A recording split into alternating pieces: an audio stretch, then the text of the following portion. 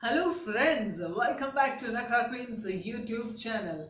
आ गई हूँ फिर आज आपसे बात करने के लिए। आज मैं बात करूंगी स्मिता पाटिल जी की। जी हाँ, अपने जमाने की टीवी और फिल्म्स की मशहूर अदाकारा स्मिता पाटिल जी।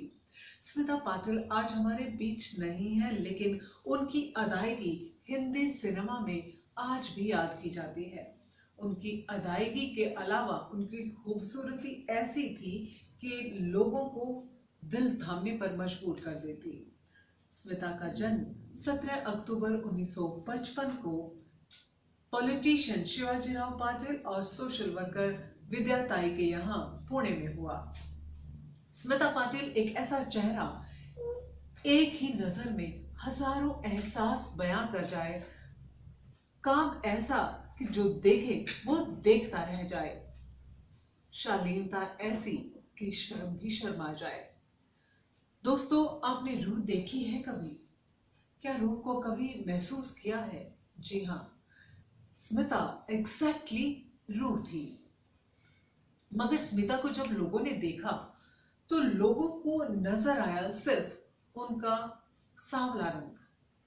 ये उस वक्त की बात है जब स्मिता अपने ही सपनों में खोई हुई थी और उन्हें फिल्मों की दुनिया से कोई लेना देना नहीं था। लोग उन्हें अक्सर काली कहकर बुलाते थे, लेकिन जिंदगी के रंगों ने उन्हें एक अलग पहचान दी और उनको एंट्री मिली फिल्म्स में। इससे पहले वो पुणे दूरदर्शन में बतौर न्यूज एंकर काम करती थी और न्यूज एंकरिंग के समय भी वो अपने काम को पूरे मजे से करती थी। ऑन एयर आने से कुछ ही मिनट पहले स्मिता जीन्स के ऊपर साड़ी पहन लिया करती थी और उनका न्यूज एंकरिंग करने का तरीका श्याम बेनेगल जी को भा गया और श्याम बेनेगल जी ने उन्हें फिल्म्स में कास्ट किया। 21 साल की उम्र में फिल्म भूमिका के लिए स्मिता को नेशनल अवार्ड से नवाजा गया। स्मिता ने वो नेशनल अवार्ड में मिली जो राशि वो चैरिटी के लिए दी। स्मिता का जो काम करने का तरीका था आज भी अवार्ड फंक्शंस में चर्चा का विषय रहता है।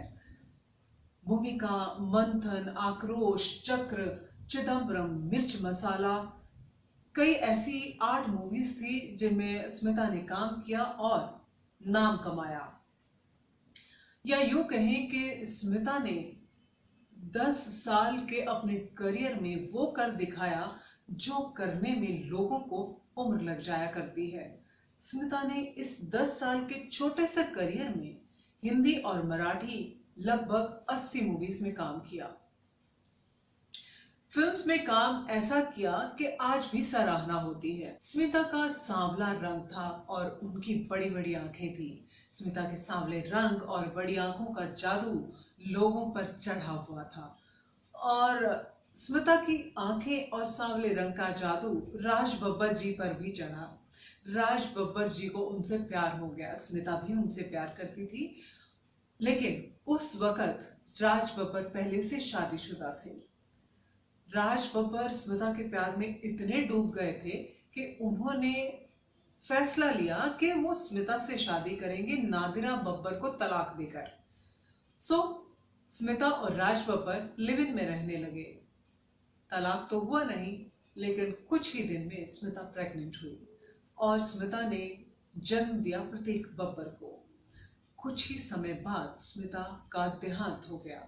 सो 31 साल की उम्र में 13 दिसंबर 1986 को स्मिता ने दुनिया को अलविदा कह दिया। प्रतीक बब्बर आज भी फिल्मों में अपनी किस्मत आजमा रहे हैं। स्मिता को पर्सनल लाइफ में ना तो शादी का सुख मिला, ना मां बनने का सुख मिला।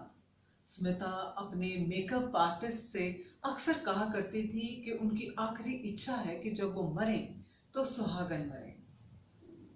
और एक बार स्मिता ने राजकुमार जी को लेट कर मेकअप करवाते हुए देखा और उन्होंने अपने मेकअप आर्टिस्ट से कहा कि मेरी भी इच्छा है कि मैं लेट कर मेकअप करवाऊं। तो उनके मेकअप आर्टिस्ट दीपक सावंत ने कहा कि नहीं, मैं ऐसे नहीं कर सकता। क्यों?